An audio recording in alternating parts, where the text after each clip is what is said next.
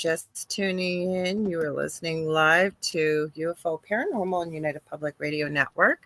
And this is the Angel Rock. And of course, sorry guys, we're going to have fun tonight. Never fails. Half of our platforms are not behaving tonight, but that's okay.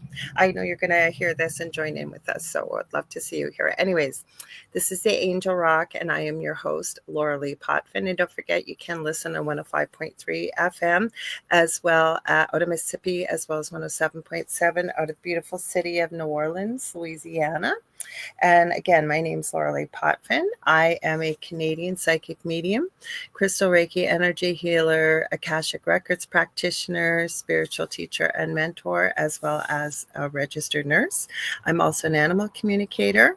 I'm well versed in near-death experiences, having had one myself as a toddler. And I studied them professionally and personally for over 40 years. I'm also extremely well versed in the paranormal. And I always say, I didn't go looking for it, it found me. And we have shared our story from living in our previously extremely active and paranormal home on the Travel Channel's Paranormal Survivors Season 4, Episode 9. Hi, Heidi Gall and Connie. I see you there. Welcome. So if you guys like what you see, please like, share, and subscribe, and tell all your friends and family. It's not just paranormal on this network. I believe we're, as I always usually say, the same intro, but I think we're almost up to 40 live hosts, and we stream multiple shows daily, 7 days a week. And when we're not streaming live, the archive server kicks in and picks something over the last 25 plus years this network's been around. And so you really can find something for everybody here. So please let your friends and family know. We'd really appreciate it and love you guys to and ladies to join us here. Also, excuse me, 80% of our audience is audio only, and we do broadcast to every country in the world. So I always say, if you can't see us, you can't join the chat, and you can still listen, probably make comments whenever you're listening, but we'd love to have you join the wonderful group of people we've got over here. We see Michelle, or Mish, I forget, she's under Mish. I always say she's over in the future. She's in Australia, so I know it's Tuesday morning over there. But anyways, how you can join the chat. And we'd love to have you join us. Now I got to think about where we're at, because Facebook is still not playing nice tonight. I know we are streaming to my Facebook profile, which is public, and it's under Lorilei Potvin. We are streaming to UFO Undercover, which is one of Joe Montaldo's pages. He's the owner of this network. And thank you, Joe, for providing this space. We are streaming on Rumble. It's under one of my old usernames, Mystique1508, but you can find it under the Angel Rock. And if you comment on Rumble, we will see it here. We're streaming to YouTube under UFO Paranormal and United Public Radio Network. We are also streaming to my YouTube, which is the Angel Rock with Lorilei Potvin. And we are streaming to Instagram tonight. I am going to try TikTok once we get started. One way or another, we'll be on there.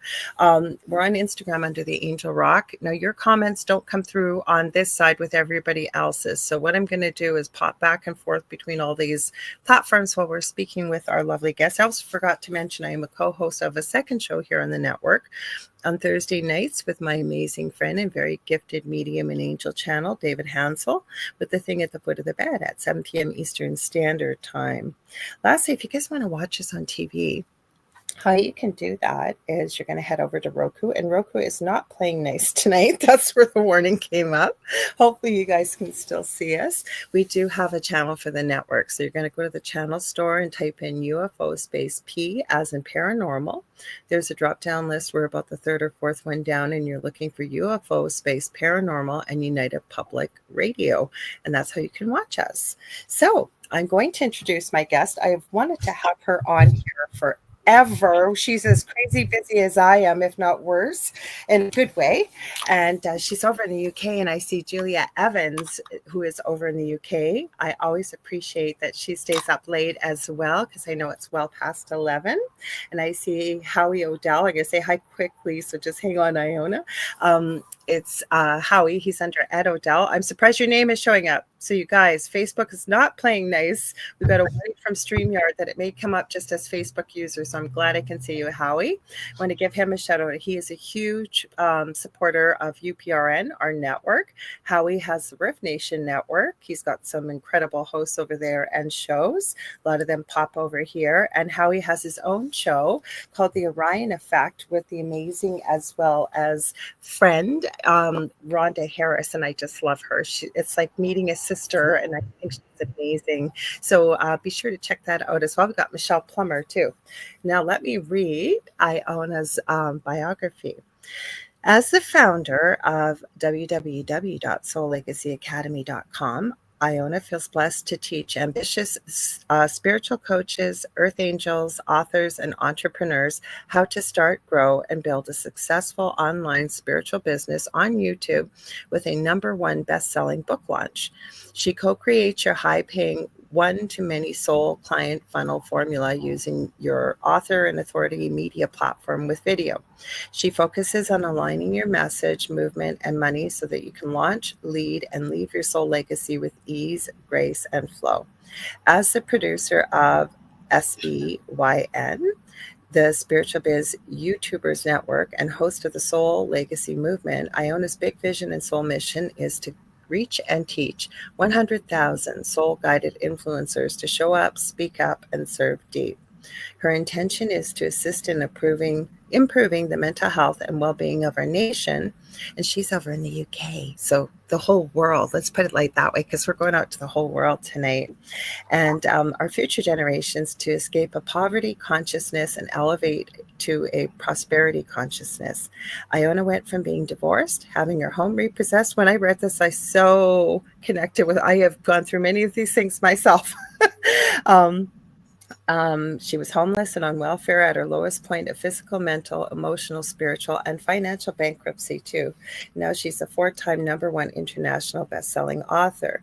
She co-authored Empowerment Women of Social Media. Over 100 women found their voices in social communities, social messages, the right guidance at the right time, and The Secret Child, Life After Loss.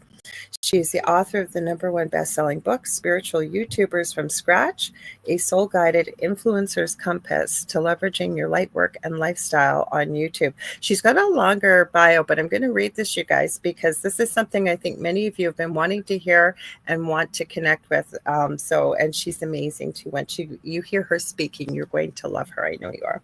Her 7-season annual co-authored book series is called The Soul Legacy Journal, Spiritual Awakening Stories of 365, a co-created soul path to spiritual alchemy by lightworkers. And then let's see. We already talked about your podcast. I'm going to say Iona hosts a spiritual business vision board and banked 50,000 in days challenge annual YouTube challenge alongside her book companion journal and spiritual life coaching for lightworkers who want to live an intentional life on her daily YouTube podcast. She's the creator of the Soul Legacy Launch Blueprint, author and authority media program, 12-week boot camp, and Soul Guided Millionaires in the Making and Mastermind and Retreat. And she also, again, to remind you, has the website www.soullegacyacademy.com.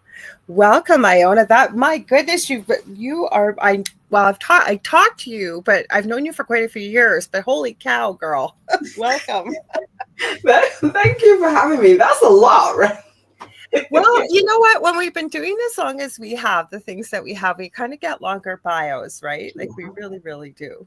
Yeah, and that's the short one, guys. Thank you so much for having me, Lorilei. Thank you to everyone who is commenting. I'm really, really excited. And all of that bio is a condensed version of the journey over like 15 years since I got started on this journey. And so, my journey has taken me in many different places, and I found a way to put everything together and just serve. So thank you. Thank you. I just wanted to say hi to Kevin. I always say hi to everybody. I'm going to pop back up just before we get into our conversation. We said hi to Julia Evans. I know that. Let me just see, make sure I didn't miss anybody. I don't think so. I always tell my guests, I always have the best audience. I really do, Yeah. especially like in the chat. They're very welcoming to people that come in that are new. They ask intelligent, great questions. Many of them are in the light work field as well as in the paranormal. So it kind of works really well for everyone. Let me just pop into Instagram quickly. I love it. It Thank decided you. not to go live for us yet. So good thing I did check it. Okay, go live, Instagram. There we are. Okay. Oh, thank you as well. Heidi said that she looked over my bio. She loves it. Thank you. I really There you appreciate go. that. For those of There you who you are commenting. Awesome. So where I always go with this is I ask people, how did you get into this? Like, did you always know you could talk to the other side, or what was, what sort of gave you the, coming from where you did, or what we were talking before we went live, where we get to the dark night of the soul, if you will, what sort of led up to that? Like, have you always been in connection with spirit, or, in childhood, or, I don't know, tell me your story. Thank you. And thank you for asking. And I haven't been asked it in that way. Okay. And there's 2 points that come to mind. One when I was 8 years old, and then when I was online and I was kind of searching, you're typing in what you're Mm-hmm. going through. When I was typing, that's one of the reasons why I'm on YouTube, and one of the reasons why I wanted to write a book, and articles and things, because that's where I found the answers that I was looking for, and I wanted to just give back. So I was typing online different things that I was going through, different points in the journey, the awakening, etc. Right. When I was, are we good for sound?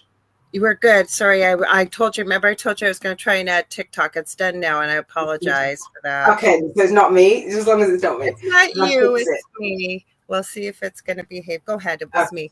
Mm-hmm. All right. So, I want to say when I was 8 years old is the memory that I have of being guided, just being an old soul, I suppose, just not having the language for it then.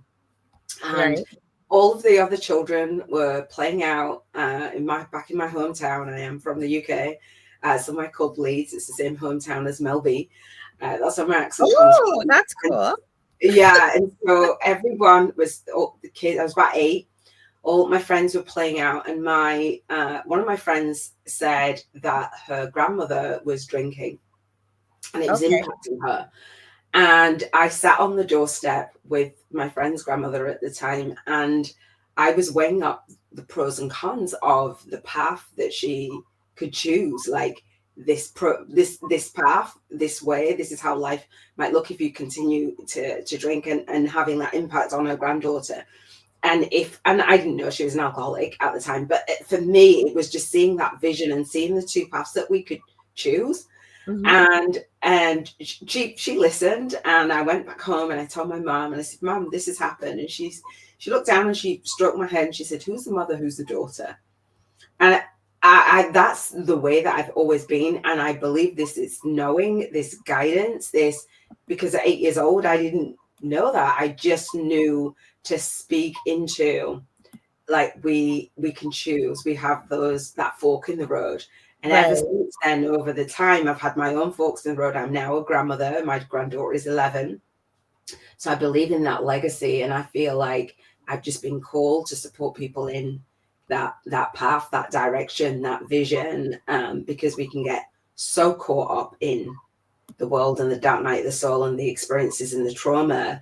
And I'm not saying it's as simple as, just making one decision, but I think it's one decision at a time to move us forward, beginning with that end in mind, I like to say. So it's come over the years, slowly, but 8 years old is when I remember just having a sense of knowing, being able to speak those things into existence. Okay. So so you knew, but so you didn't have like an actual experience that was really memorable. Could you say, like, because you don't have to. It's Yeah. always interesting to hear, Yeah. like, for example, when I was little, and I never really recognized what my gifts were until I actually went through the extreme experience in my previous home. And I remember as a little girl at night, like I was told about my children, what they were going to be, and the names, and I was told so much, and I was always given this one name. I never heard it before ever in my life. I often wondered about it. It kind of almost felt like it was Middle Eastern, the name. And I now know that was my guide that used to visit with me at nighttime when I was in the bedroom, right? Not everybody has those experiences. So, yeah, I haven't had where it's that external, like showing me. It's more of that knowing, like tuning into those clairs and that guidance. And I do believe that we are guided. We are souls having a human experience, and absolutely. so going through that, my awakenings, I've learned what that was, but I didn't know. At 8 years old, you're not going to be tuned into that. So I've followed that guidance ever since, and people think that I'm crazy along the journey. But you And knew, like you said, but you I had. just know, and so that's that thing that I've had. That's my gift, to have that vision. You know, when some people, you get stuck in that fear, or you don't know which way to go, or you are at that crossroads, or you're really down in the depths. I've had a lot, as you've mentioned in my bio, there's a lot of down times, there's a lot of dark times, there's a lot of trauma, there's a lot of loss, a lot of grief for me.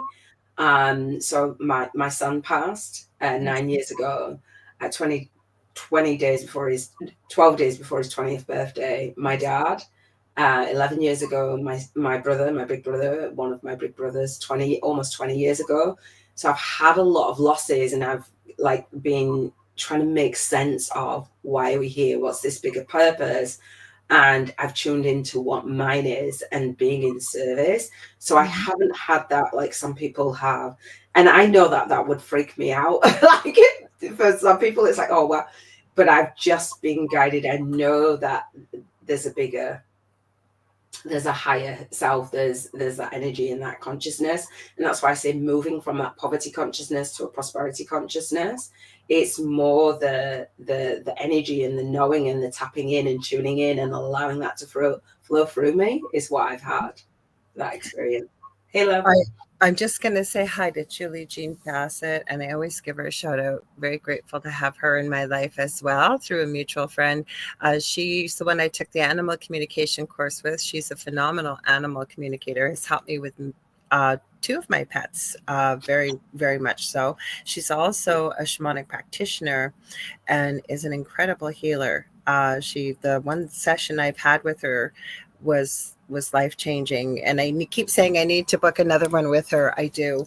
So you guys check her out at juliejeanbassett.com. She just had another animal communication. No, wait, 9th and 10th. Wait, what's today? Yeah, you did. Sorry, I had to think about it. I never know what day it is, because time is going by so fast, and you're busy, right? And it's just like, what, I kind of count my weeks like show days. Monday's a show day, Thursday's a show day, other days are just a blur.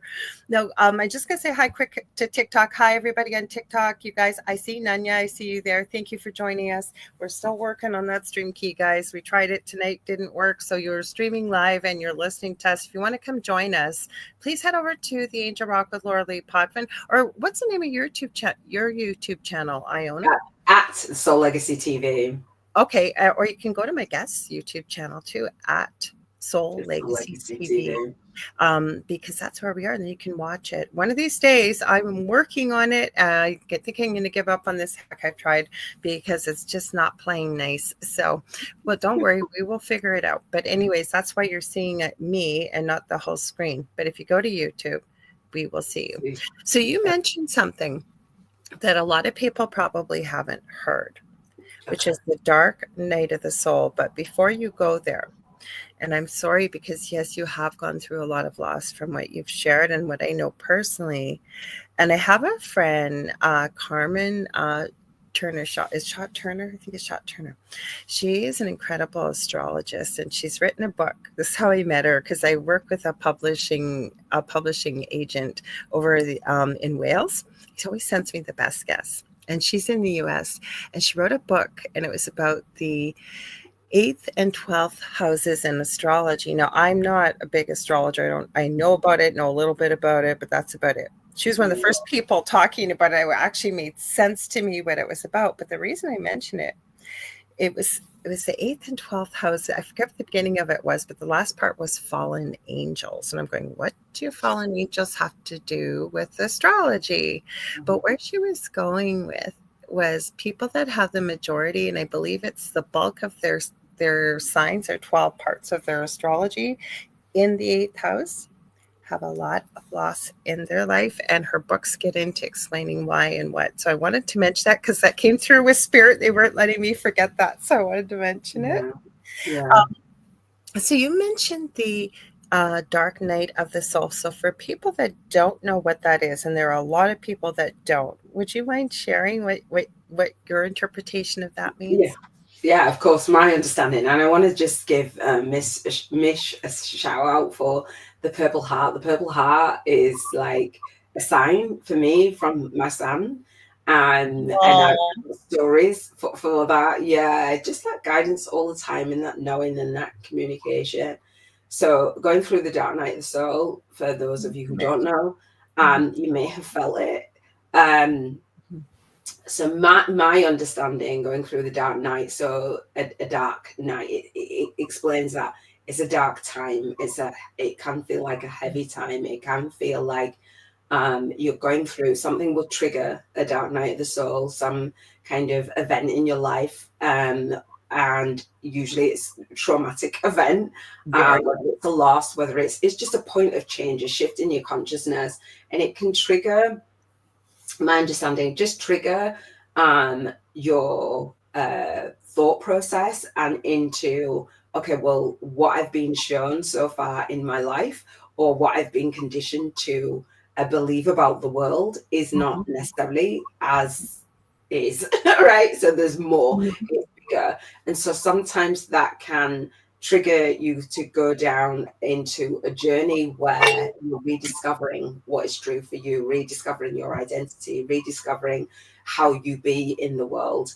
And sometimes it's a lonely and isolating place. There's different stages of the dark night of the soul, and people have a lot of information out there. So if you're curious about it, definitely look it up and see. And I was typing in what is going on for me, the dark night of the soul, spiritual awakening, spiritual ascension, spiritual alchemy. And that's why I walk people through, when you're going through your awakening, oftentimes as light workers, we find our gifts in the dark night. There's something that births more light. We have that contrast, in my understanding.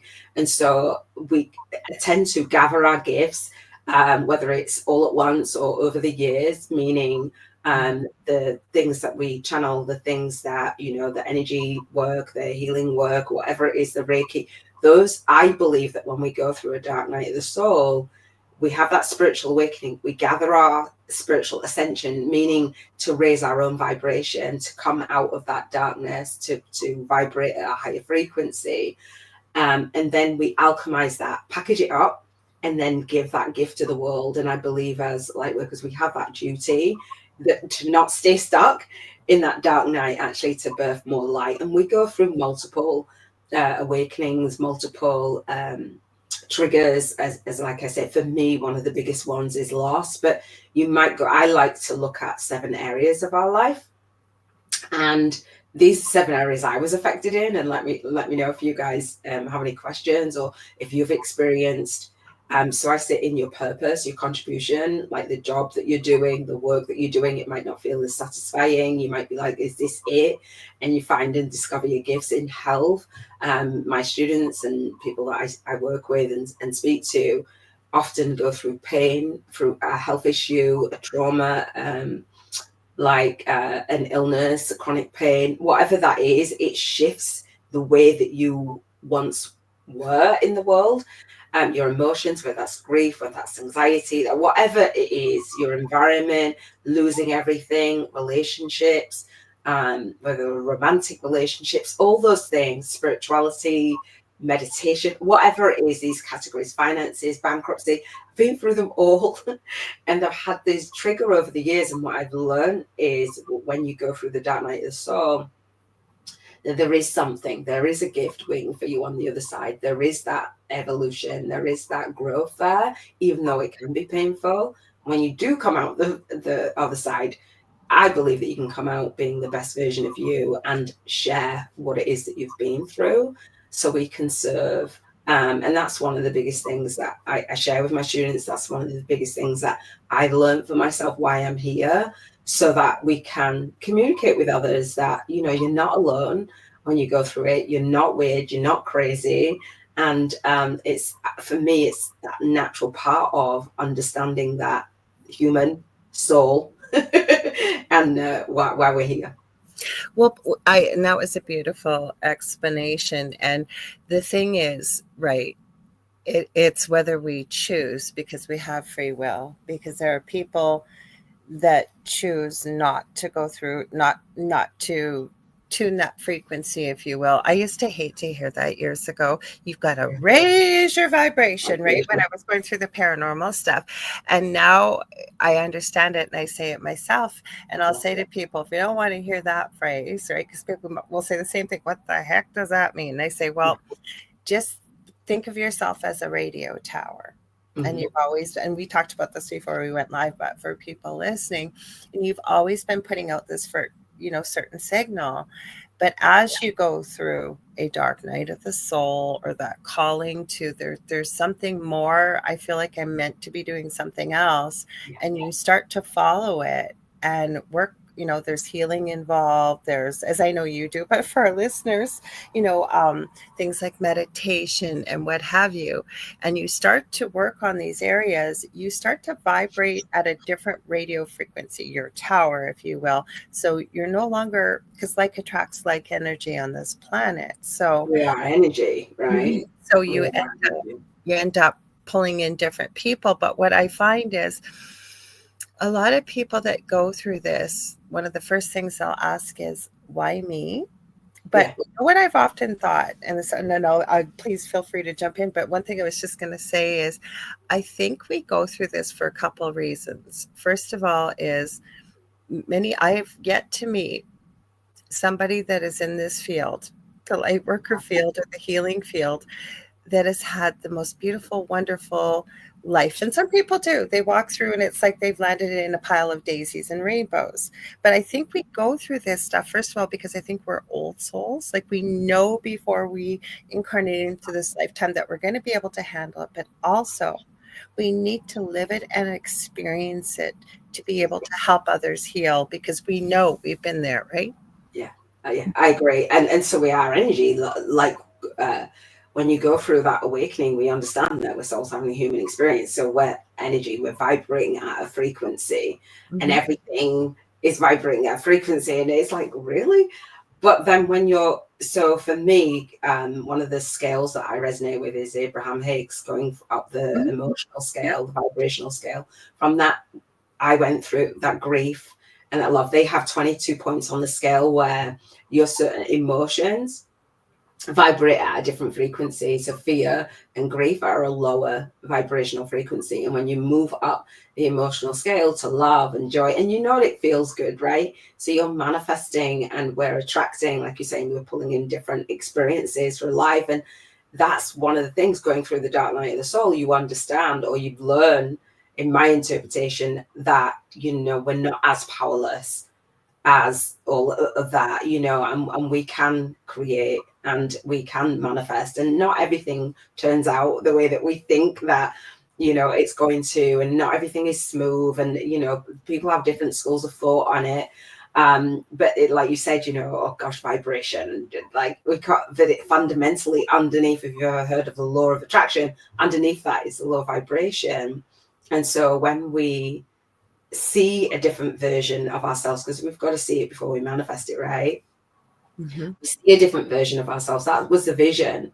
So the lady that I was talking about when I was 8 years old, the frequency is completely different of those two life paths. It's completely different. She's got to be a different version of her, speaking a different way, thinking a different way, acting a different way, to experience a different version of life. And like you say, some people are not ready to move through that. And that's part of it, because the dark night of the soul, you know, when it says night, it's not night. It's not night. It can be, it just doesn't happen at night in one no, night. it's not a night. You know, it can be an experience where it could be for some people a few days, a few months, a few years. I had a dark decade of the soul. I'm still going through, like, I don't get me wrong. Like, what I'm getting right now is from spirit is it's time to move some very traumatic things that happened to me as a very young child. And that shouldn't happen. I can't say it on YouTube, but by a very close relative. And it was interesting. And I really thank spirit for this, because this person was very close to me and I'd forgotten about it, but I started getting flashbacks and have had it confirmed through a certain relative, never mind a shamanic journey, like the whole bit, right? And the interesting thing was, after the shock about, yes, what I was experiencing was real, and the flashbacks was to be able to understand it from a perspective that what was done, I'm okay with saying that's unforgivable, but being able to forgive the person, because was a learning experience for me to experience in this lifetime. Like, spirit really gave this to me. I've been doing a lot of thinking over the last few months with this, and to be able to forgive them on a soul level. Yeah. Right? Yeah, because I work with my students, and I do a letter of forgiveness, because people go, I can't forget, and it isn't about them. I'm sure that you've heard this, you know, it isn't about the person. It's about your own vibration, your own frequency, and your own experience, and you know, not internalizing it and making it about you like it's your fault, but just is in that releasing and that letting go, and then what you take from it. And it is, some things are not excusable or not what have you, but I love that you've come to that place and of peace. You know, it's having that peace. And I know that we're getting a few comments in, but thank you. When life throws you that curveball, what do you do? And often times you don't have someone there to hold space for you, or to, like, that truly understands and truly gets it. And so I don't know if you know, your audience have been through that dark night, this all have been through that awakening, like putting their own language to it, if they've had people around them that understand and you know, have a community that you can share those experiences with. I think that's really, really important. And I love that you've got this space where we can share, and we can have these kind of conversations. And that's what your community is about as well, though. Yeah. Iona, is it not? Like, to be able to support people, because, you know, some of the things, like, I'm the one area, for example, and I'm always honest on my show, I've got nothing to hide. I'm still working on the manifesting part financially. And I know it's directly tied. And this, you gotta love when you start, and by the way, we're not special. Everybody is able to eventually tap into what gifts you've come to this earth with. And we all have angels, we all have guides, we all have things like this. But I found with having meditations and conversation with spirit to be unraveling all this. And mine about it right now is, like, if you ask me, do I feel worthy? Absolutely. But deep down, do I really feel worthy? When we get right down into the nitty gritty of it, that's why I know I'm due to see somebody else, maybe for a healing session that helped unravel this. And I've told people, even though I do healing work, it's very, I don't want to tell people it's not possible, because it is, but it takes a lot of courage and a lot of honesty to hold that mirror up to our face and unravel that and do the healing. So I would rather work with somebody that I know cares, has a lot of love and a lot of empathy, but also very objective, right? So that's why I even see other healers myself. Thank you. Thank you for sharing. That's exactly it for me. I don't aspire to be a guru. None of that matters to me. I talk about being a soul guided influencer and supporting others to be a soul guided influencer, because when you're guided by your soul, when you tapped, you know, I mentioned a soul having a human experience, right? Yep. So when we're It's the tapped into second time I've heard that today. I've heard it so many times, but it's so funny. Completely different platforms. And I heard this again today. Yeah. And so the humanness, meaning the conditioning, and obviously we have both experiences, but the humanness, when we lean into that and the way that we've been conditioned about our consciousness, and then when we just allow that channel and that and the soul, we, for me anyway, I'm not pushed and pulled by as much or all the experiences. It's that guidance. And so it feels like ease, grace, and flow. It feels like when we stop resisting it, it feels amazing. And so it's easier than sifting and sorting through all of the stuff when you've said, the experiences and letting go and manifesting.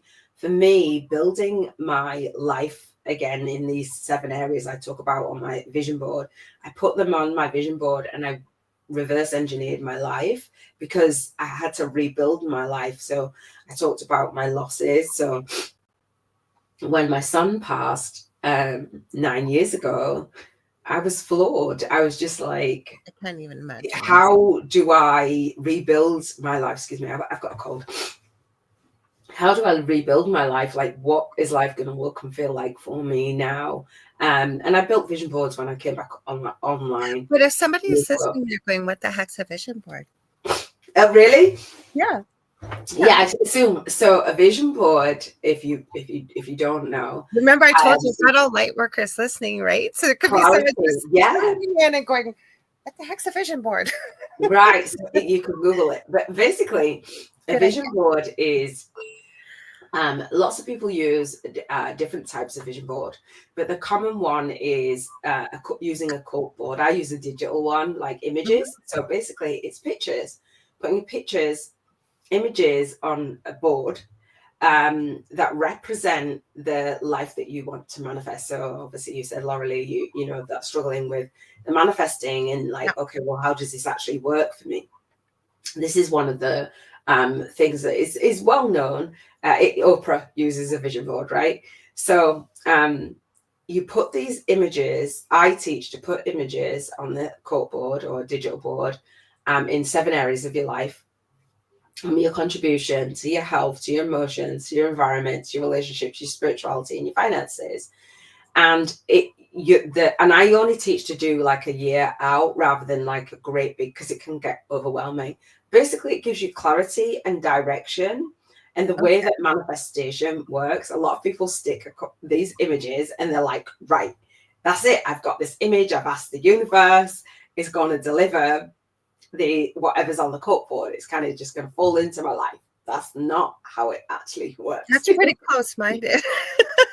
So you actually reverse engineer. So one of the things that I teach in I call it my soul signature system, is actually, okay, well, now I've got these images and I do this every year, every December, and I'm about to do it again.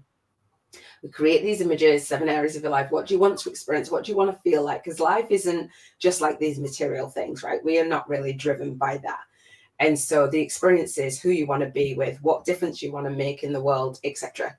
And then we say, okay, well, the version of me, what would it look and feel like? What would I be doing now? And we try that on. And in order for this is like really weird if you get it. And I'll say it again if you don't. But in order for it to manifest, in order for the vision to manifest, before it manifests, we've got to believe it and feel it and move in the world the way we already have it. Like we already have it. And some people say fake it till you make it. But you only do it to the extent that you can feel into that. Like, so I might not be all the way there, but every day. And so we start to take what I call soul guided action. We're nudged. We say, I don't know, if you want to write a book, right? Okay, well, I've put a book. I actually put my book, which is in physical form. I put my book on my vision board. I had no clue how I was going to write a book. I have Ellen, I have dyslexia, but I put it on there. And so a way came to me to manifest. And so I actually, and I've shared this with you before, I put this book on the cover on my vision board, and I was guided to a YouTube video actually, and I wanted to get my book to number one. I'm a 4-time number one bestselling author, and I was guided to a teaching that said you can put your book on pre-order and you can get it to number one on pre-order on Amazon. I'm like, really? I'm going to test this out. You put a lot of pressure, but in a way you hold yourself accountable, because I remember talking to you about all this stuff before when you were so a lot of people, I don't know if you've got a book inside of you, a story that you've gone through awakening, want to share, right? I know you have. And so what a lot of authors do, or wants to be authors do, is write and write. I have Earl and dyslexia, so I have no desire. Writing is not my strength, although I've done it. I wrote and edited, formatted this book, right? And I'll share with you how I did it. So I you can put your book on pre-order. So I put my book on Amazon, put it on pre-order, and I didn't write the book, meaning pre-order means that you don't have to upload the manuscript, and Amazon gives you up to 1 year to upload the manuscript. So I launched it on my son's birthday. I don't know if I'm frozen, or hopefully it's not me. You guys let us know. Are you back? Are you back, Iona? Or is it me that's gone? Hopefully not me. I'm going to check YouTube. Just give me 1 sec, guys. One of us is frozen here. Give me 1 sec. Hopefully it's not me. We got a windstorm. So hang on 1 sec. Let me go to my channel and let's see. Live. You're back. Story. I don't know if it's me, Iona, or if it's I'm just checking on YouTube. Iona's frozen. Somebody said Iona's frozen. Am I frozen now? Am I good? Your face is frozen. What you might have to do. Am I still frozen? Yeah. What I was gonna say, do you want to maybe pop out and pop right back in, same link? Are you able to do that? Yes. Okay, come right back and I'll add you right back, I promise. Guys, sorry, we've had I had no power today. That's never happened. We had windstorms almost like, there's no snow here in Canada, but we had, what I might have to do is, I'm going to remove you. Hang on there. Okay. Oh, that still didn't work. Let me pop her out. Well, I hate this. It says kick. We're going to kick her. There we go. She's off. She just didn't close it. So as soon as she comes back, yeah, we had such a windstorm that the power was gone. My son got me up at 7:45. And thanks, Julie. I was checking on YouTube and it wouldn't let me go to YouTube. So she'll pop right back in. I have been trying to have her on for so long, you guys. She's one of the most loveliest souls. And I'm so glad that she was able to come on, and the things she's got accomplished are just incredible. Yes, thanks, Julie. I saw that. I'm hoping she's able to. There she is. She's right back. We'll add her right back on. Apologies. I'm so sorry, everyone. Don't be sorry, because you know why I thought it was me. That's what I was talking about, and about how happy I am I'm having you on, because we've talked about it so many times. I've known Iona for many years, and we were able to get her on. We had a windstorm so severe. The power was out for almost 2 hours, and I kept thinking, come on, Spirit, I got a show tonight. And I wasn't using my phone or anything because I thought I'll save the battery if I had to. And I thought, oh gosh, did the wind start? Anyways, where were we? I'm sorry. Okay, you let me know where I got to. We were talking about that you launched on your son's birthday about pre-selling your book, I think. Okay, so it was on my vision board. I didn't know how, so you don't have to know how, is the point, and the way will be shown. However, I had to take action, right? So I set to launch it on my son's birthday. I launched it 1 year and then gave myself a year to write it. And so I hit number one in 7 categories in 7 days. And I was like, oh, okay. And so a lot of people take time to sit and write and write and write and write, and then don't know how to put the book out there. And what I teach is when you've gone through a spiritual awakening and you've you've gathered the tools that you want to share in the world, and you've alchemized it, meaning that you've set up your business. I know that you were saying about, having a course and different things, and using that book to share your gifts and go out there and get featured and stuff. So that was an example of the vision board. Like, that's my purpose, my contribution. I wanted to write my book. I wanted to, serve. And so Is you it can put because that it's on got your... a visual though too, as I understand it? So it's not only thinking it and writing it, because with everything being energy, we've also put it in a place with a visual reminder for us to see it, right? Yes.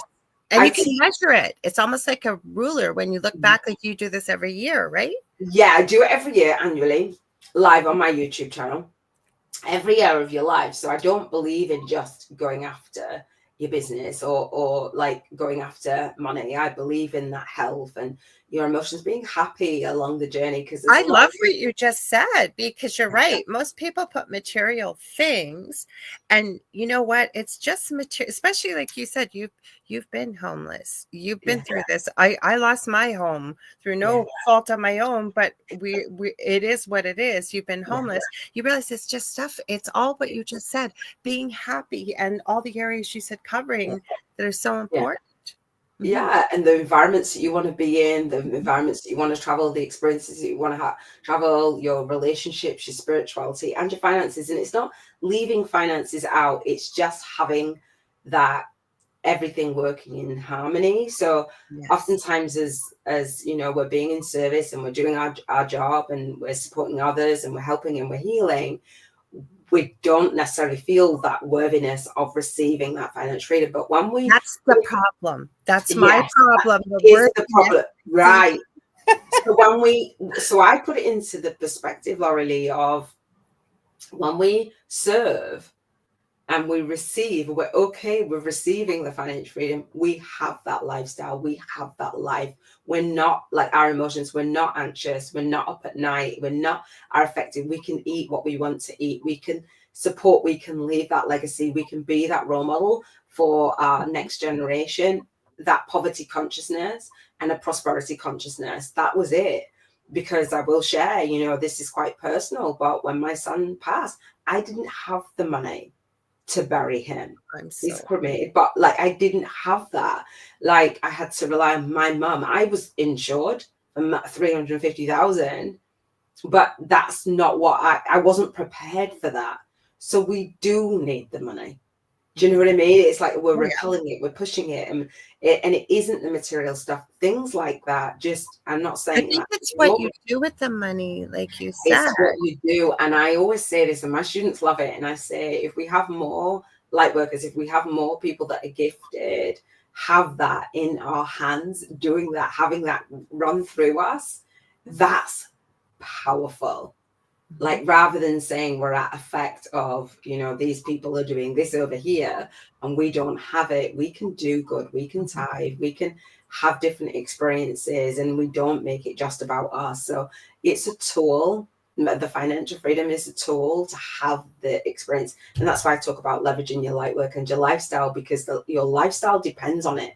You're limited without it. And yes, I have been homeless, right? So I went through a messy divorce and I was £160,000 in debt, pounds, not dollars, right? From going through that. And so so I didn't have a home, and if I'd have had the money, then I would have had a home. It's choices. So for me, part of my difference is going through that dark night of the soul and understanding that it's just energy. We don't need to make it more or less important than anything else, and that worthiness. And a lot of people that I work with and I speak to, and I don't know if this is true for you, we say about the matrix and the system, like, this is what's happening over here, I don't want to be part of that, and we kind of reject that. However, I wonder why we have that poverty consciousness. I wonder why we're all told, all around the world, we're told, and we can recite, I'm not worthy. Because there's not enough, we're told to. Not enough. We have the same stories, having never met each other. That's part of the system, in my opinion. That's I agree. right? So Mhm. then it's our job to tell a new story, and it's our job to do something different and create that vision for ourselves of good, the good No, in it. I agree. And even getting into science, believe Yeah, it or not, right? And I've really, you know, even being a nurse, I'd never heard these theories till probably the last decade, maybe decade and a half, that they're even saying that we almost carry, if you will, I don't know if I like the word, but a chimera of the children that we give birth to, yeah, right? We carry part of that, not just soul, yeah, but through the DNA and what yeah, have you, never mind the fact that a lot of stuff travels because it's energy through the maternal, even mitochondria, it's called, right? So, and how they've been proving it. So, this was, you can look up the research, everybody. I love how you mentioned about Google. I always tell people Google is your friend, and it is when you need to look things up. But there was an isolated island in the middle of nowhere, and there was these monkeys that were using part of nature in a way as a tool that had never been seen before in the world of primates. And scientists were there observing and were absolutely fascinated. And I believe within 6 to 12 months, they started seeing all other primates start using, I forget what it was some type of stick. I forget what it was, but it's very unique. They've never seen it. All of a sudden, primates around the world are doing this.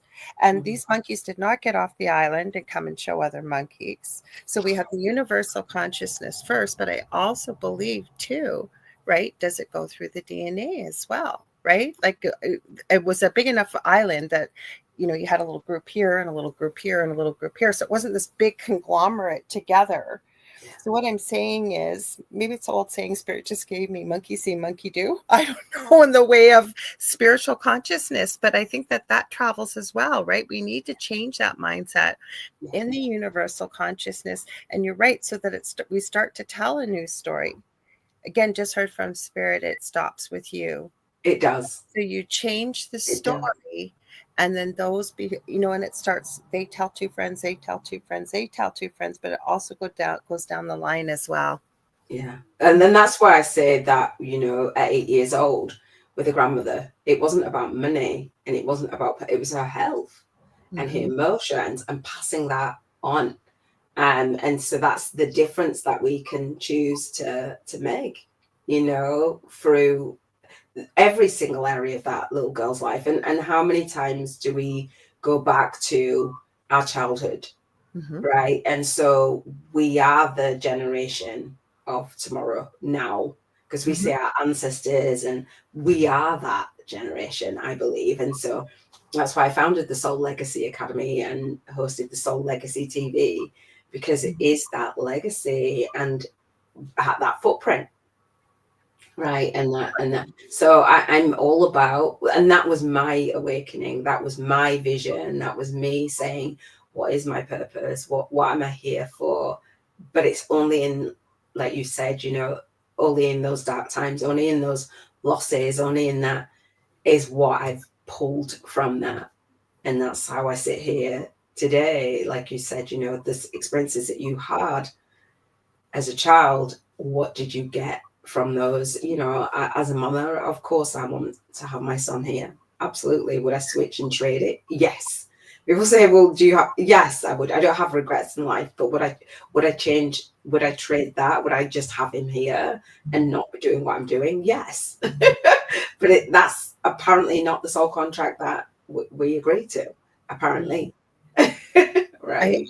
I hear you, and you know, I'm finding, and I'm sure you must be finding this as well, that more and more people, again, can't say we went through over the last almost 5 years, but it was a really big time, I think, for humanity to have a really big shakeup with the fact that a lot of relationships that were marriages even, ended, new ones began.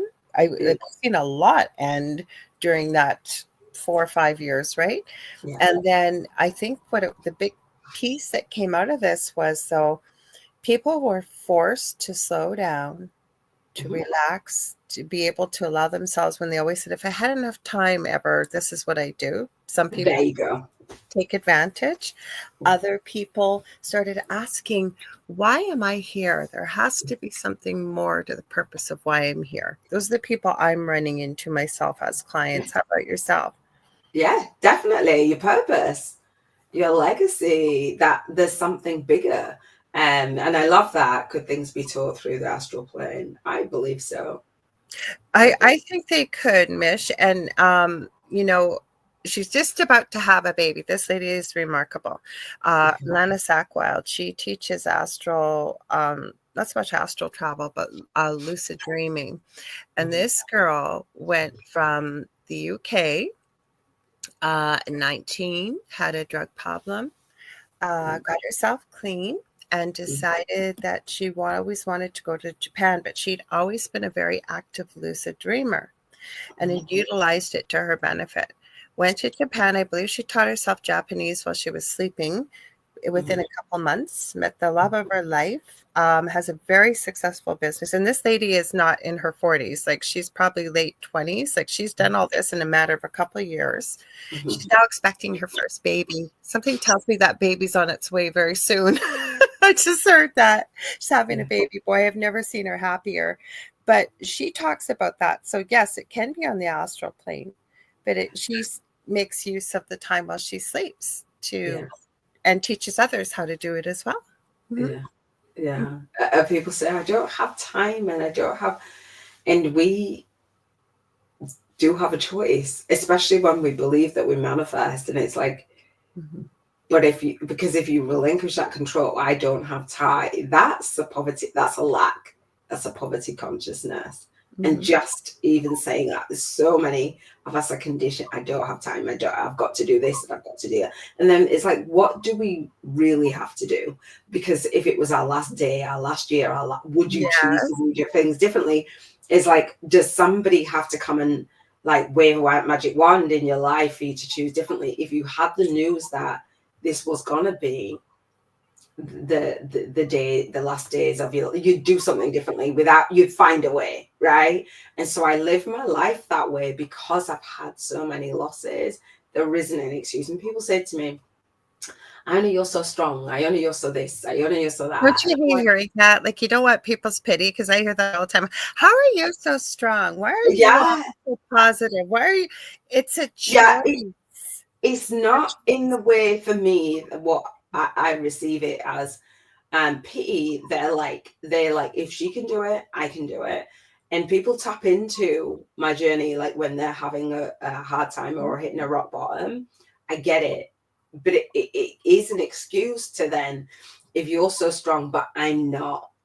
It's like, no, it's a choice. It's not just about strength. It's about vision. It's about purpose. It's about being relentless in the decision and the dedication that you have to make a difference, not only for yourself and pour you from your own full cup, but to like how you see humanity, how you see the world, how you engage in the world, and if you think it's worth it, and if you don't take life for granted, because yes, we're guided, yes, we have that connection, but we have this one experience in this form as far as we know, and then we might get multiple or not, depending what you believe. I do believe, but you know what I mean, like, what do we do with now? What do I do with this Iona Meade life, right? It's huge for me. The problem is, though, I've been guilty of that over the years, saying I don't have enough time. And really, that's like, and I always say I try to walk the walk of the talk that I do.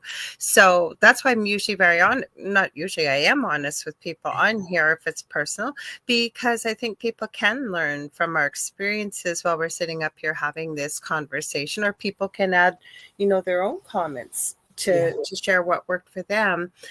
But it's also the fact that a lot of times when people make excuses, I find that the first thing is they're not willing to put themselves first as a priority. Could be conditioning as a child, could be many reasons. It boils down, I think, to fear. Fear of success Is actually in the list of the top 4 global fears in the world, apparently fear of success. Yeah, and so at the Soul Legacy TV, I talk about spiritual business success with Iona. And so it's like, oh, but it's what success means to you, like what your vision of success is, because your version of success might not be my version of success. And that's why I include all of the other areas of our life. And there's that, oh my God, I don't feel worthy of that vision, right? I don't feel worthy. And so it paralyzes some people. And that's, how do you change that? But how do you change, for somebody listening, feel the fear and do it? I just well, saw for example, and I'll throw out something that I would love to do. If I made a big move ever, yeah, things holding me here. My youngest would go wherever I'm going. My eldest is engaged, has a home, has a life here, is quite happy. But I said, if I'm ever going to make a big move, it will be somewhere warm, on a beach by the ocean. Can I see it? Can I feel it? Can I smell it? But for somebody listening, saying, okay, so how do I make that happen? How do I get past that fear, or I'm not worthy? What can people do? Create a vision board, right? Create a vision board. And then, thank you for that. Feel the fear and do it. Anyway, that was one of the first books that I read by Susan Jeffers. For those of you who don't know, Mission said that comment.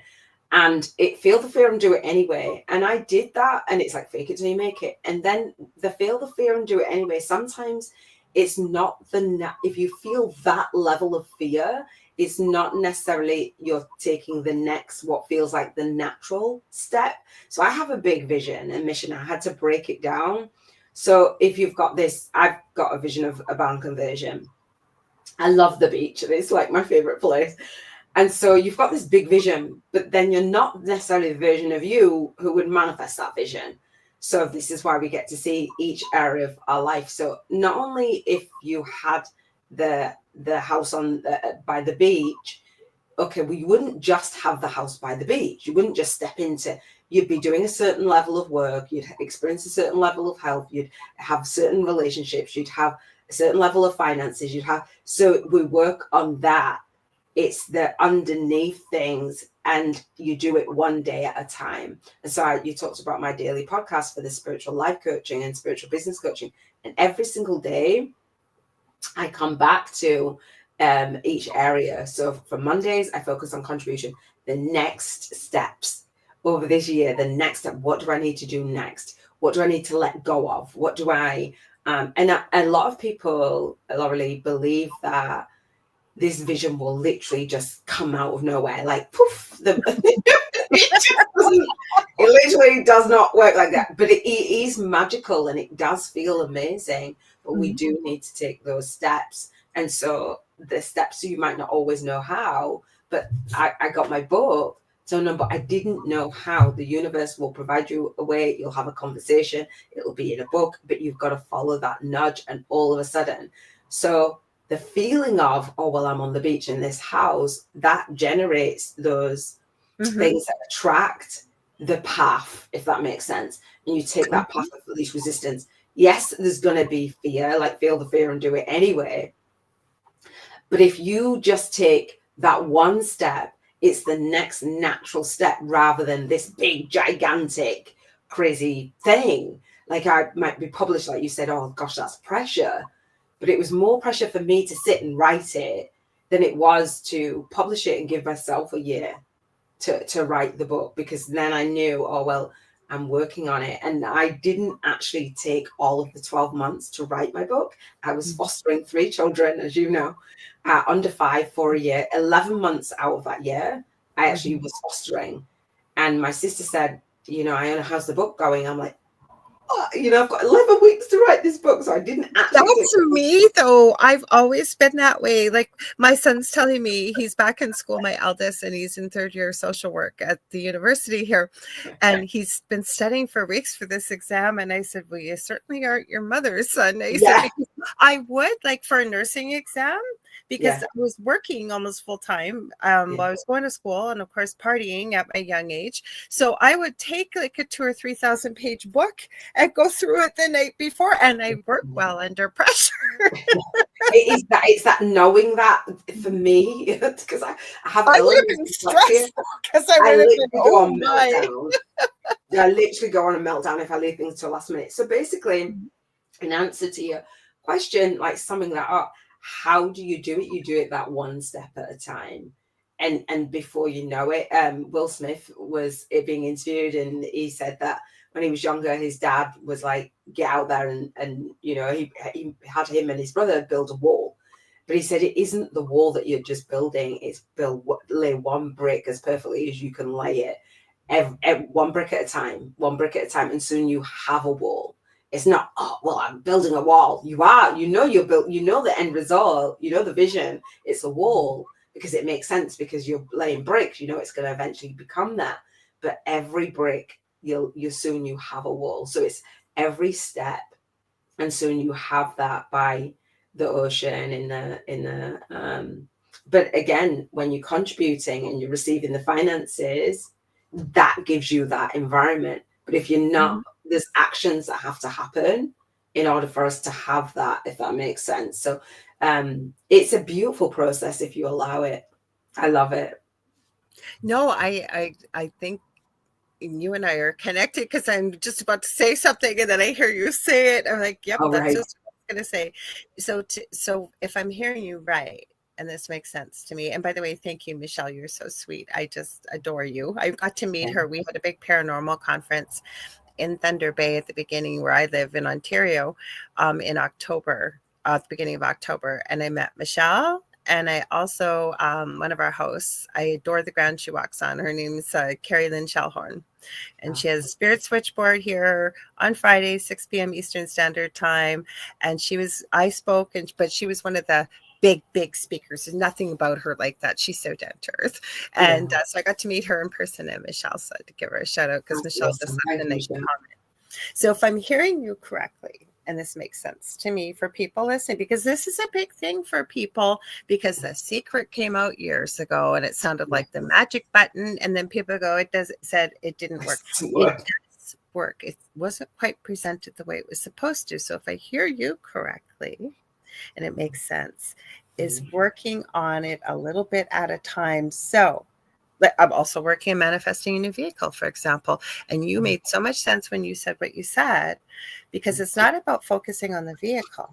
It's focusing on, and this is spirit in my ear as well, on everything around you in your life. So your vibration, what are you focusing on in your life? Not on the lack, because that's low vibration, but focusing on what brings joy into your life, focusing on your relationships, focusing on all these other building pieces that kind of help build you till you get to, you're going to be able to manifest it easily if you can work on getting your vibration to that level as well, it sounds like to me. Yeah, because you're not needing it, you're not desperate for it. And miracles happen. Like I've had one of my students, she had a Jeep on her vision board, and she was working and she was taking care of her mom and stuff. And she stopped working and she was just taking care of her mum, and she manifested the Jeep anyway. It doesn't always come through the path that you think. This shiny grey Jeep is lovely. I always tell people that don't try to figure it out, because when you look back, you're going to go, oh my gosh, I would not have seen that in a million years. Yeah. Ever. Everything is not manifesting just because we've got our hands on it and we're micromanaging it. That's not it. But we're living our life and we're experiencing it. I call it intentional living. And so each of these 7 areas, I call them the intentional living codes. And so we're living in alignment with our values. So we're happy anyway, with or without the staff, with or without the other experiences. And before you know it, and so when we do this, and we do this every year, you see, oh, well, there's certain things that you might put on a vision board, and it might manifest, and you might like, yeah, that's not really in alignment. That's not really how I thought it would feel. And that's okay. You let it go and replace it with something else. And then there's other things that I have put on my vision board. One of the things is retreats, right? Running the retreat. and the Soul Guided Millionaires in the Making, right? And I had this training that I really wanted to sign up to in order to be able to do this retreat. This training, I've been in and out of it, and I have not done all of it. And when I learned about the legalities of the blah, blah, blah, and I was like, I don't even know if I want to put this model in the way that I thought I would put it in. So I haven't even done all of the work towards it. I've been paying for it. And so that's one example of, oh, well, this will be amazing. This will be, it's work to learn it, to implement it. Do you know what I mean? You get the reward, but there's an in-betweeny, depending on what it is that you put on your vision board. There's an in-between either learning, becoming a version of you, to hold that vision, to hold that, like a lot of my students want to run a retreat or a retreat center. And I'm like, dude, the retreat center is like having a job, and you've got to do the sales, you've got to do the this, you've got to do that, you know, it's the practical things underneath. So when you put certain things on your vision board, you might not have them because you might not be willing, or it might not be aligned to do the things that you thought that the vision would entail, if that makes sense. So I'm so glad you said that, because people also, right, they'll start newly into this path, and then they'll think, well, you know, it didn't work out, or I didn't get it, or whatever it is, without recognizing exactly what you just said, because you were never meant to fall into alignment with something like that, right? Yeah, there's always a reason. It doesn't mean that's the only reason. I use this analogy because I always like to use everyday analogies when I'm sharing or teaching something. And I use this myself, and people think it's crazy, but before I go somewhere, I ask my guides and my angels, you know, if at all possible, would I be able to please get a parking spot close to the door? I walk with a cane because I have a bad back. And if it doesn't work out, I'm not upset about it, because I know there's a reason why it didn't happen. Maybe had I parked there, someone would have sideswiped my car, as an example. I'm not saying that's it, but for people listening, right? And 9 times out of 10, it always works out. And I automatically, I'll be driving around, there's no parking spot, and I'll say, thanks, Angel. And all of a sudden, somebody just pulls out, the way you go, right? I love that. I did that when I was in union with my twin flame on my birthday. We drove up 200 miles to my hometown, and I do that at night on special. Love it. And I was saying, like, this spot's going to come. And he's like, a little bit wobbly. He was good most of the time, but he was new to the stuff. A little bit wobbly. And I said, it's there. And he drove past, and I was like, what? It's like, it's okay. Another one would come. And then somebody parked in it, and then for some reason, then it opened up. He turned around and it opened up again. And I said, "Are you gonna like follow it, or?" So we got it right outside the place. And sometimes it's that hovering and sitting back and being patient. Do you know what I mean? It's divine time, right? It's divine time, but it's okay. And this is a hard one for people. But it is true. If you're willing to jump, the net will appear. 100%. I do believe that, and that's why people think, Iona, you're crazy, but I trust, because we do have that guidance. And I don't know if this is true for you, if you've experienced it, or people that you work with, where we believe in the universe and the guidance and spirit. Let me know this and this in one area of our life, but in other areas it's like, not so much. You know what I mean? In terms of finances, or in terms of the house, or in terms of it's like, well, I believe it spiritually, and I've got my crystals and I've got my what have you. But when it comes to this other area, which we perceive as a bigger area, it's like, it probably won't work. And we talk ourselves in and out of whatever it is. And it's the same formula for everything. It is. But what it is, I think, when we get into finances, and we've even talked about this poverty mentality, and we're trying to change it. Okay. I'm not with no blame to anybody's parents. No. Right. I used to hear this years ago that your parents always tried to do the best that they could. Maybe not always, maybe whatever, but we're not here to judge. But the reason I mention this is from the age of 0 and even probably within the womb up to about 7, the brain is like a sponge. Yes, I know it's the prefrontal cortex is not fully formed till you're at almost 25, but from 0 to 7, we absorb things without clear understanding just because of who we are at that age, right? So when we hear things like money doesn't grow on trees or the root of all evil is money, those are sometimes some belief systems that I think that you don't always have to look, but sometimes it may be a good idea to go back to childhood and unravel some of these deeply held beliefs that may be limiting that we're not aware of that we have. And just even ask yourself, what are the things you heard about money as you grew up? Without blame, but let's unravel that. Let's cancel it. Mm-hmm. That poverty consciousness. I love tapping for that. That's I love what it. you said. You said it so much more beautifully than me. Yes, poverty consciousness. Thank you. It is a poverty consciousness, and we're not even aware.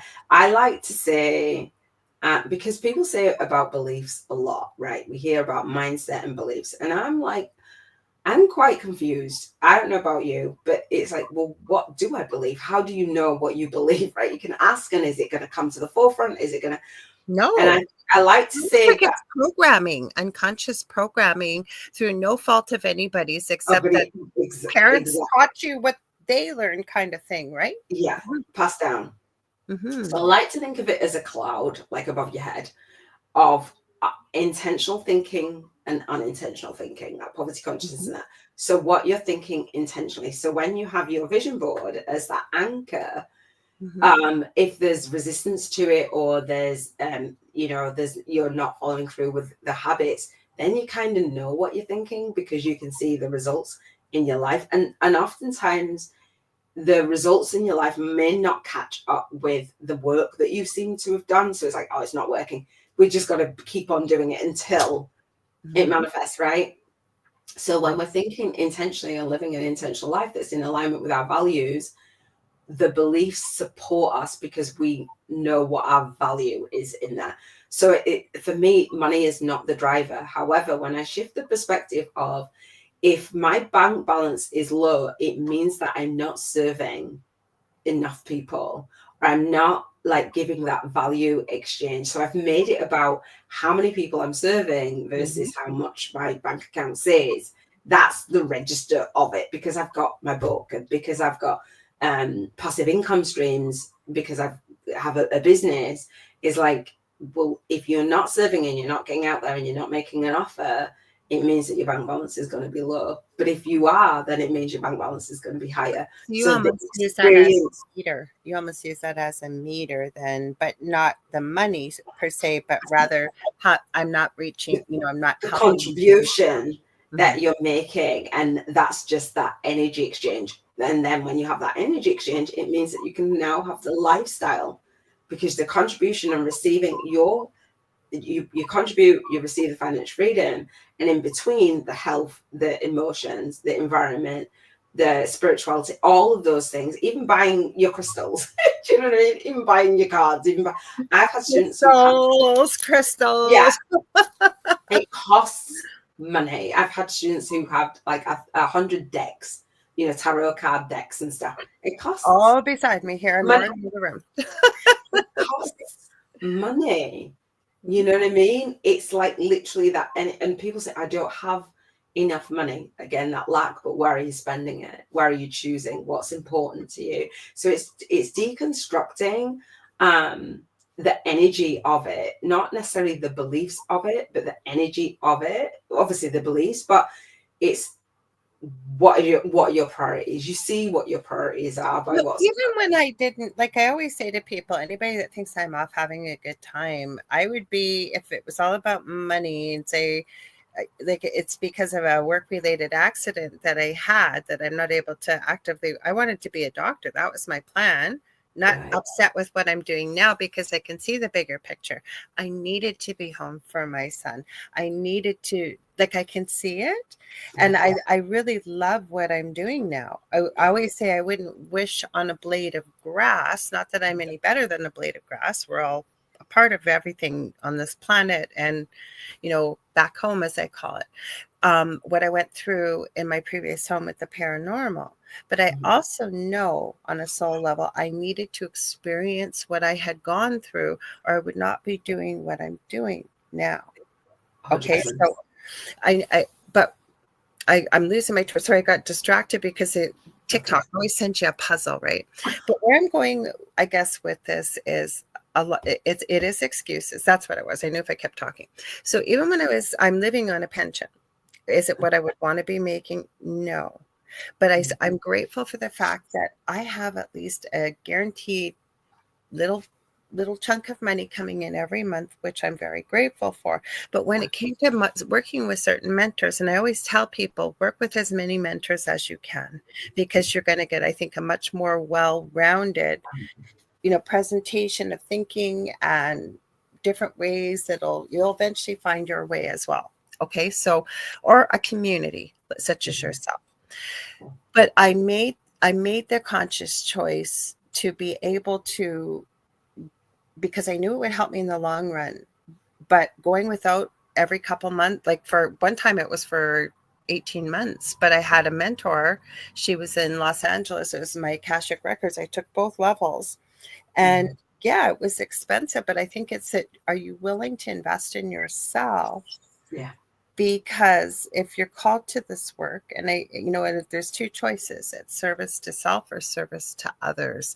And I don't think, we have free will. We can make either choice.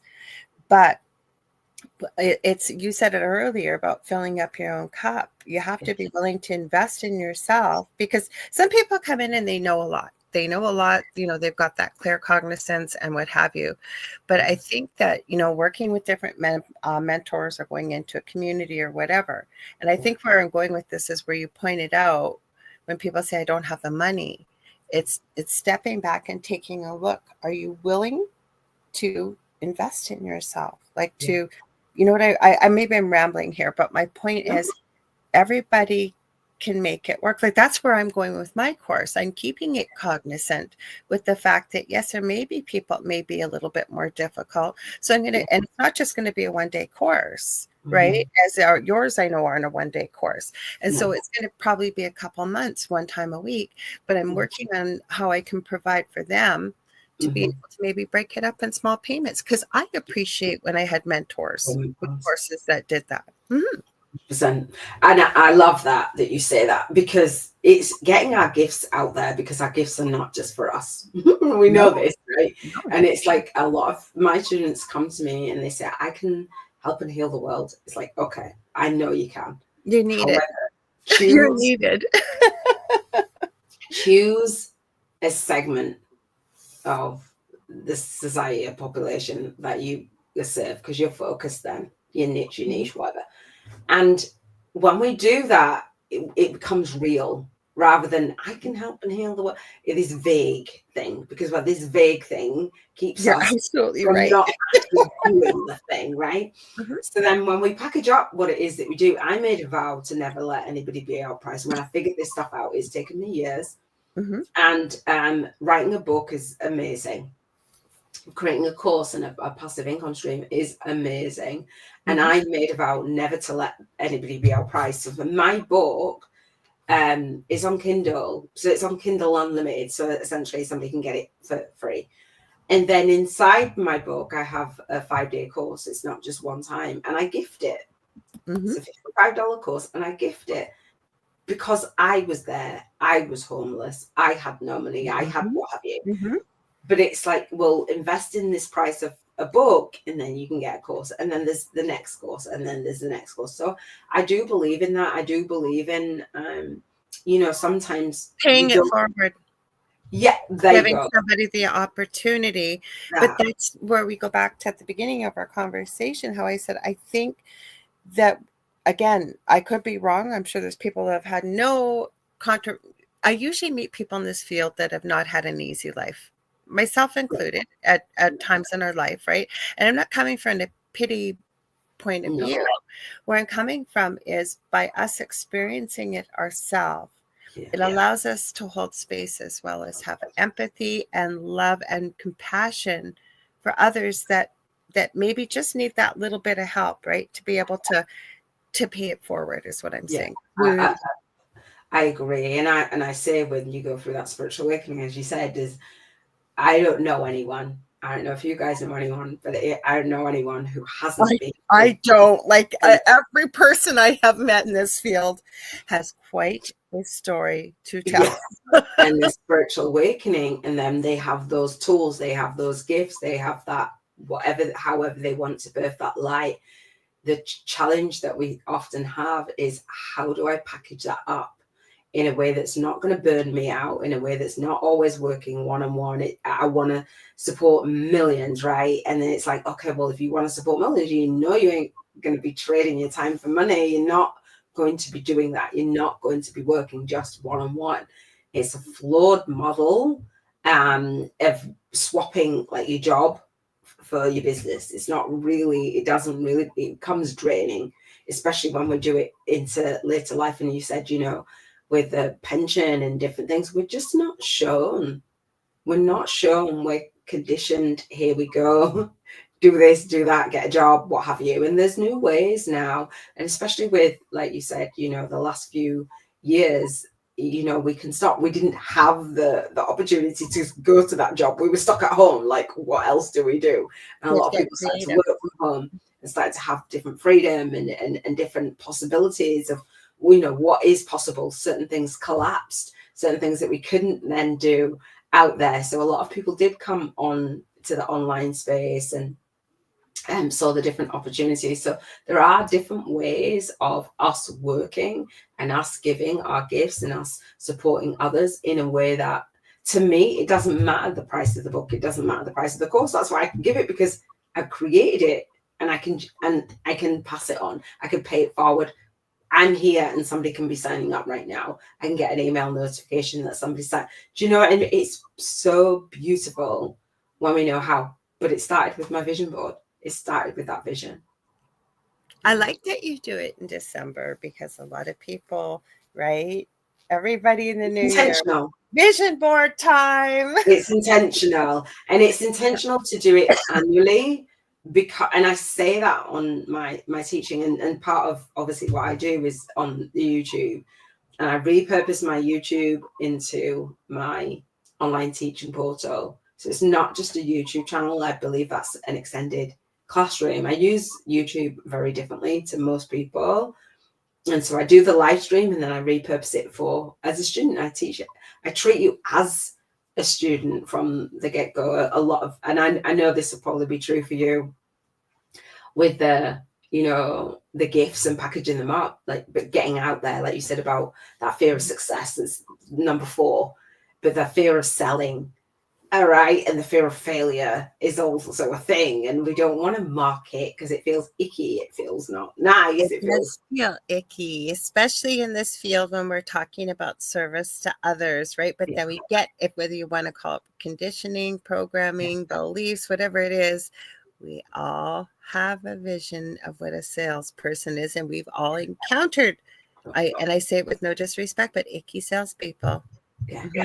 Mm-hmm. Yeah. And so that's why when you are a light worker and you want to birth, and I feel really good by saying, oh, you know, the book is here, there's a course inside it, that's my gift to you. And I've had students that say, I only should charge 10 times the price with it. And I go, I know, that's the point, because it feels good to me. And this might sound a little bit weird, but I built my business in a way that it feels like you're, and I say this and take it how you want, you're ripping me off. And I had to create like that, like and I know you're not ripping me off, but it's that, rather than that salesy person ripping somebody off, I wanted it to be the complete 180 of that, or 360 or whatever it is. And so it's like, how do I build it in a way that feels so good that you've got the better end of the deal. I've got a good end as well. And so I'm not doing it in terms of me going without, but it's that feeling, that like that rush. I love it. So I really look forward to it. I don't I don't do sales anyway. People enroll. You either enroll or you Well, that's don't. what I was just going to say, though. When you put out a book like that, right? Yeah. If people connect, which they are, people will come back to you. Even though, like I say, I encourage people to work with different mentors, even myself creating a course. Yeah. People always have people that they connect. Like you mentioned, Abraham Hicks. You've branched out from Abraham Hicks and what have you, but there's always their core person. They're going to remember what was in that book, and people will come back because it's not all the same kind of. I looked through your website; it's not all the same courses that you offer, and there's many different things. And I think that that's so important. And Spirit keeps reminding me. I don't usually have Spirit coming through all the time during a show, but tonight definitely.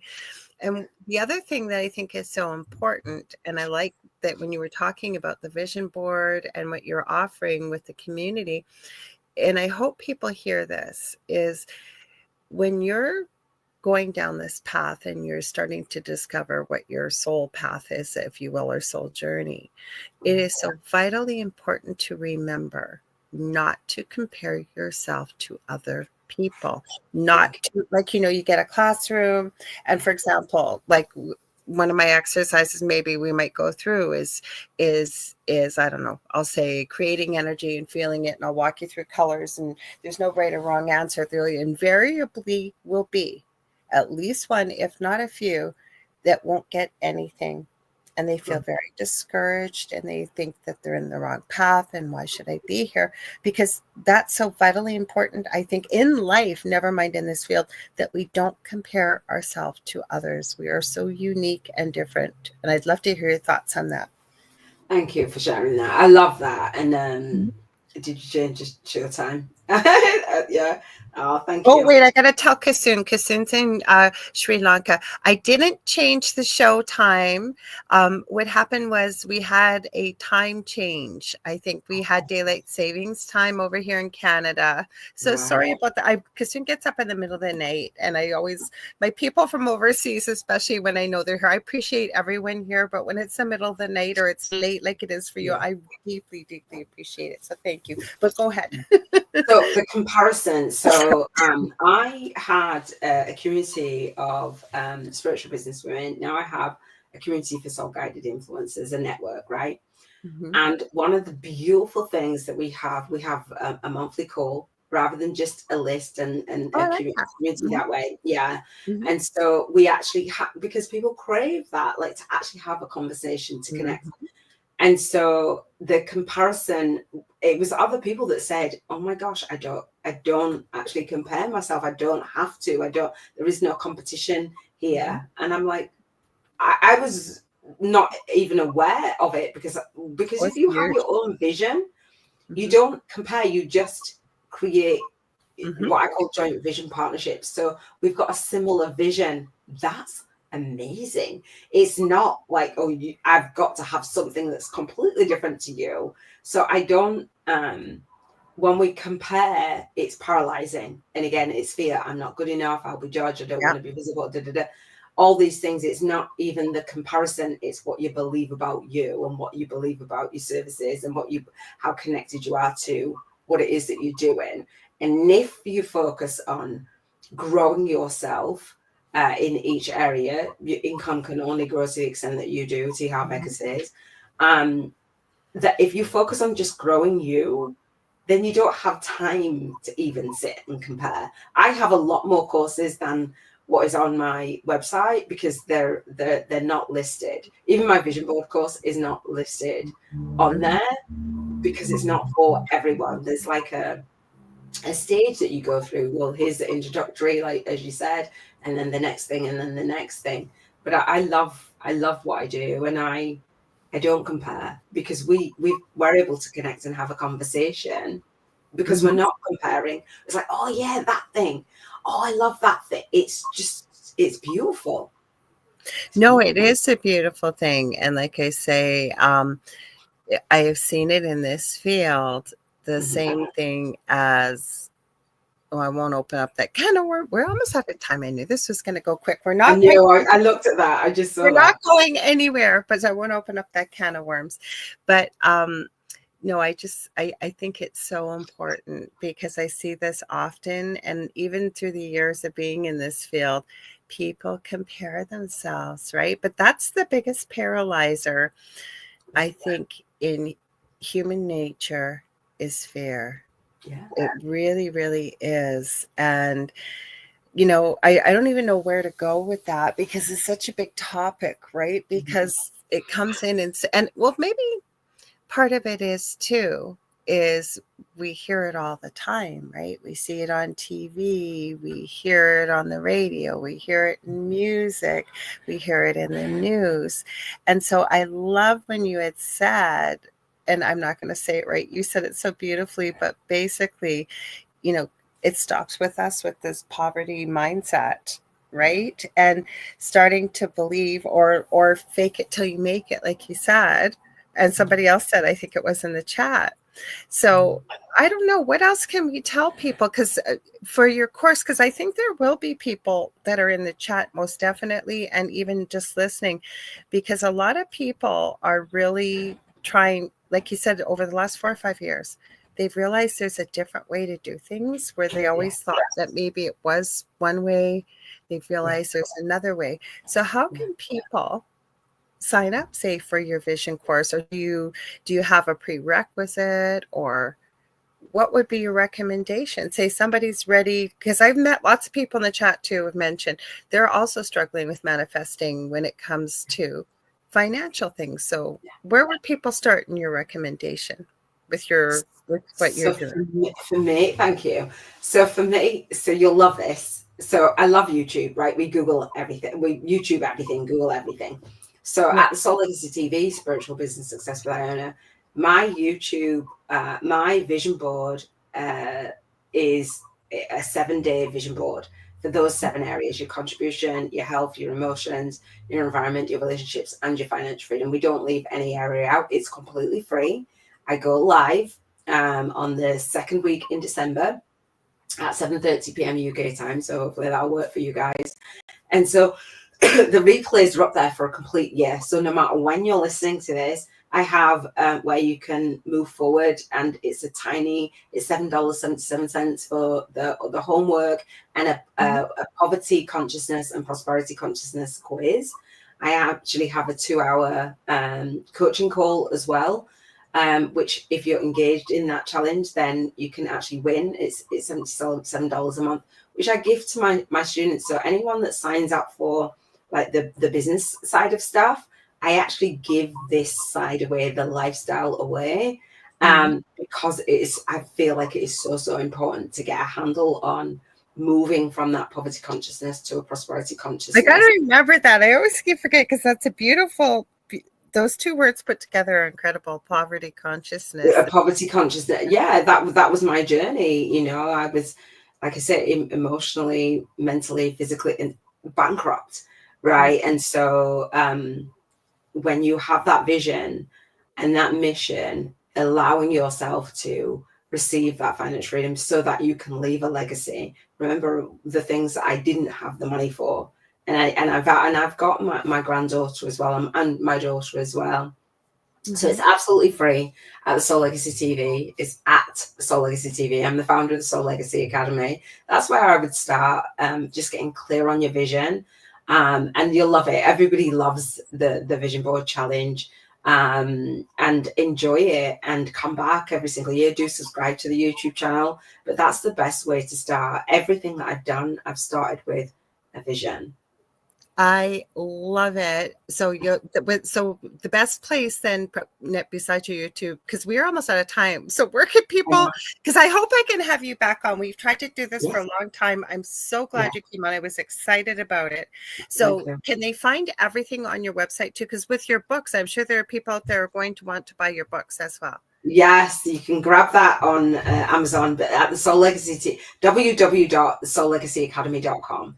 So if you go to the Soul Legacy Academy, you'll actually click on my YouTube channel. I have a masterclass that shares with you how to how I've written my book and how I do my teachings based on my book and the Bank 50K in 50 Days challenge. It's like, oh my gosh, it's finances, but we do it vibrationally. We step into that vision, we journal the process out. I support you in each area every single day for free on my YouTube channel, because I made a vow when I figured this out, I would share it far, wide, and deep.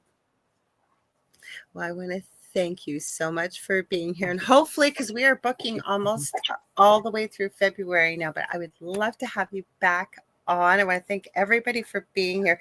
You guys don't go anywhere, because coming up next is The Light Gate with Preston Dennett and Dolly Safran. I love both of them.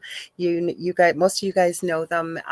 Great people, and so they're coming up right after this. If you guys ever want to get a hold of me, right now, the best way is facebook.com/Angel Rock. But as I've told you guys many times, and it's holding me accountable, because I also mentioned it at the conference to many people too. I do have the course outline set up. It's just a matter of hosting it, getting it all together. Then I'm going to have it under a domain name, as well as with all the resin stuff that I'm doing. And I'm getting into Christmas things now. So that's exciting, because Christmas is around the corner. So that's how I can get out. I do psychic readings, mediumship. I do Akashic records. I do crystal Reiki. I do all kinds of energy healing. I do teaching and mentoring. So that's the best way. I have 2 groups on Facebook: Paranormal University for more paranormally type things, the Angel Rocker Tribe for exactly what Iona and I were talking about this evening. And don't forget, David and I will be back on Thursday, 7 p.m. Eastern Standard Time, with the thing at the foot of the bed. We're getting pretty close to 200. We started that group not too long ago, but when we get to 200, it's called The Thing at the Foot of the Bed with Lorilei, Potvin, and David Hansel on Facebook. When we get to 200, David and I are going to start going live in there from time to time. So the quicker we get there, the quicker we're going to start going live. I forgot to check. Let me check. I like to let you guys know. Thank you so much.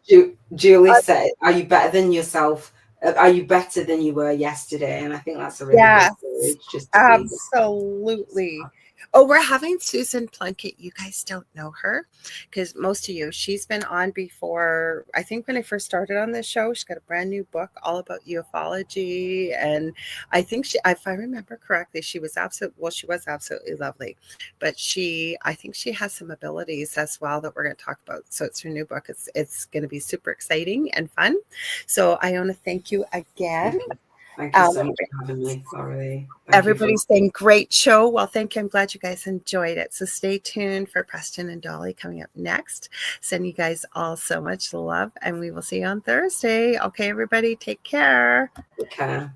Take care.